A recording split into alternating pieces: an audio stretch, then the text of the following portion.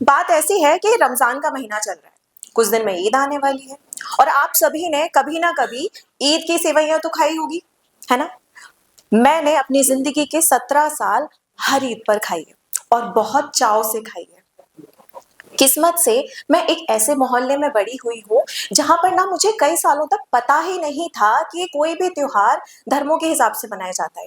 हम हर त्योहार के लिए एक्साइटेड होते थे, कोई भी त्योहार हो सब साथ में मनाया करते थे।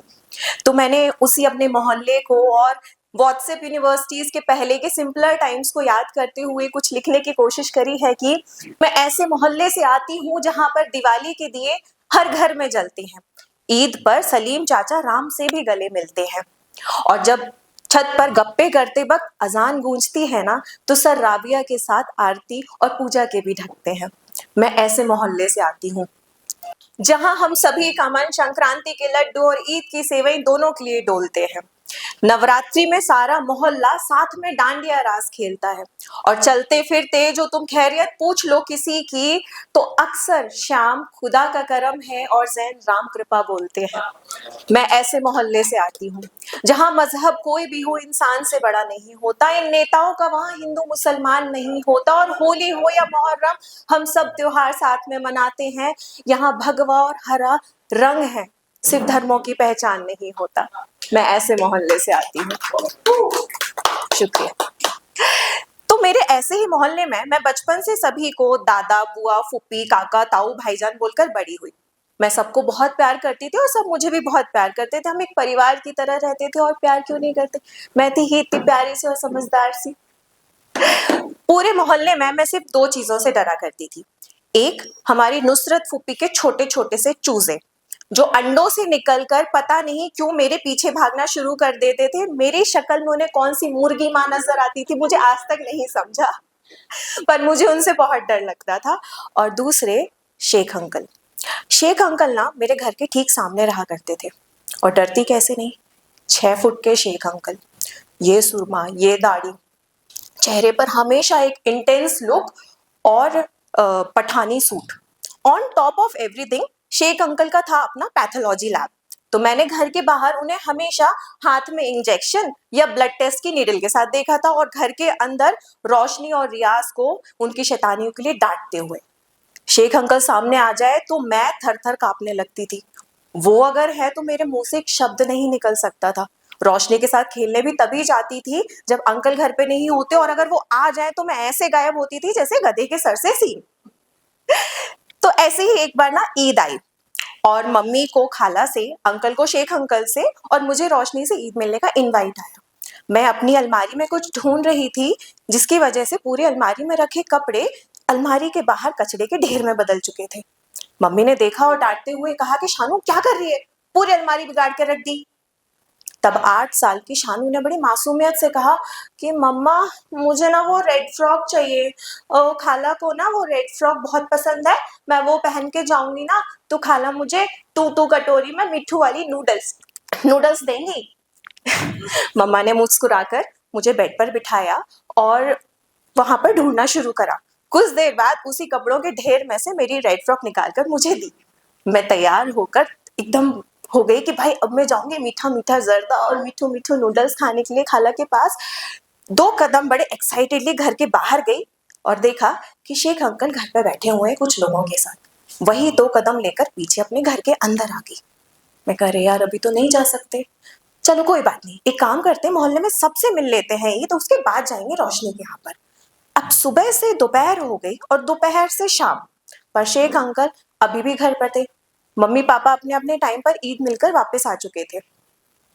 मम्मी ने मुझसे पूछा कि शानू तुझे जाना है तो जा, नहीं तो फ्रॉक उतार के रख दे, फालतू में खराब कर रही है। मम्मा मुझे जाना तो है, खाला की सेवइयां ना मुझे सबसे ज्यादा पसंद है, बट शेख अंकल। हाँ तो शेख अंकल तो, मम्मा शेख अंकल से ना मुझे बहुत डर लगता है। तो मम्मा ने कहा कि एक काम कर तो फटफट जा, फटफट उनको ईद मुबारक बोल और फटफट अंदर चली जाना। मैं कहा ठीक है मम्मा, मुझे आइडिया सही लगा। And I started planning for mission uncle Eid मुबारक। मैं अपने कमरे में गई और मैंने अंकल ईद मुबारक अंकल ईद मुबारक अंकल ईद मुबारक अंकल ईद मुबारक रटना शुरू कर दिया। मुझे 1 घंटा लग गया हिम्मत जुटाने में कि मैं घर से निकलकर उनके घर तक जा सकूं। मैंने एक गहरी सांस ली और खुद से बोला कि शानू, अब अंकल ईद मुबारक मिशन को शुरू करने का वक्त आ चुका है। मैं दरवाजे पर पहुंची और अंकल मुझे देखकर खड़े हुए। मेरी धड़कनें जो अब भी 120 पर चल रही थी 200 पार कर चुकी और हर धड़कन के साथ अंकल ईद मुबारक, अंकल ईद मुबारक, अंकल ईद मुबारक अभी भी चल रहा था। अंकल मेरी तरफ बढ़े और मेरे सामने आकर खड़े हो गए। जनवरी की ठंड में मेरे पसीने छूट रहे थे। मेरा हाल बुरा था। मुझे लग रहा था या तो रोशनी मुझे अंदर से बुला ले या मम्मी मुझे बाहर से बुला ले और मैं किसी एक डायरेक्शन में तो भाग जाऊं, पर बिना ईद मुबारक बोले कैसे चली जाऊं यार, मैं तो अच्छी बच्ची हूं ना। खैर, अंकल मेरे सामने आए और घुटनों पर बैठ गए। मैंने फट से डर के मारे अपनी आंखें बंद कर दी और मेरे मन में चल रहा है, शानू, अब अंकल ईद मुबारक मिशन को पूरा करने का वक्त आ चुका है। अंकल ईद मुबारक, अंकल ईद मुबारक, अंकल ईद मुबारक। मैंने मुंह खोला और मेरे मुंह से निकला, अंकल हैप्पी दिवाली। पूरे कमरे में सन्नाटा।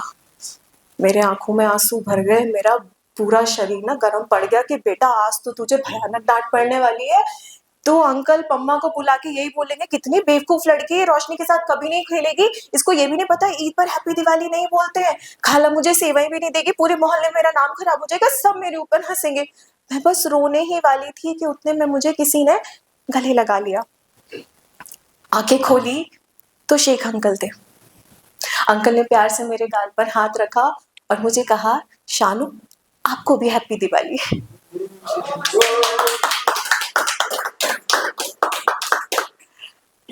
और मुझे अंदर जाने का इशारा कर दिया। उस दिन मुझे लाइफ की पाठशाला में पहली बार रियलाइज हुआ कि जब आप किसी चीज से डरते हो ना, किसी चीज से, किसी काम से या किसी लोग से, तो वहां से भागना नहीं है। थोड़ी सी मेहनत करो, थोड़ी सी हिम्मत जुटाओ और जाकर उसके सामने खड़े हो जाओ। You have no idea life ने तुम्हारे लिए वहां पर क्या खूबसूरत सा छुपा कर रखा हुआ है। कहते हैं ना, डर के आगे जीत है। कई बार डर के आगे जीत के साथ कोई दोस्त होता है, कोई कहानी होती है, कोई ड्रीम प्रोजेक्ट होता है, कोई सपना होता है जिसके लिए तुम दिन रात मेहनत कर रहे होते हो। और उस दिन मुझे डर के आगे एक बहुत ही प्यारा सा दोस्त मिल गया। अब ईद वाले दिन हैप्पी दिवाली बोलना और दिवाली वाले दिन ईद मुबारक बोलना मेरा और अंकल का इंटरनल जोक बन गया था। कॉलेज के 3rd ईयर में थी जब मैंने अंकल को आखिरी बार ईद विश करी थी। अंकल को अल्जाइमर्स डायग्नोज हुआ था और वो बहुत जल्दी ना बहुत सारी चीजें भूलने लगे थे। मैंने वीडियो कॉल लगाया, बोला अंकल हैप्पी ईद मुबारक। उस समय मैंने बोला ईद मुबारक। अंकल बहुत देर तक मेरा चेहरा देखते रहो, फिर बोले, शानू, आपको भी हैप्पी दिवाली। अंकल हमारे बीच अब नहीं है, बट अंकल आप जहां भी हो, शानू की तरफ से आपको ईद की हैप्पी दिवाली। Thank you.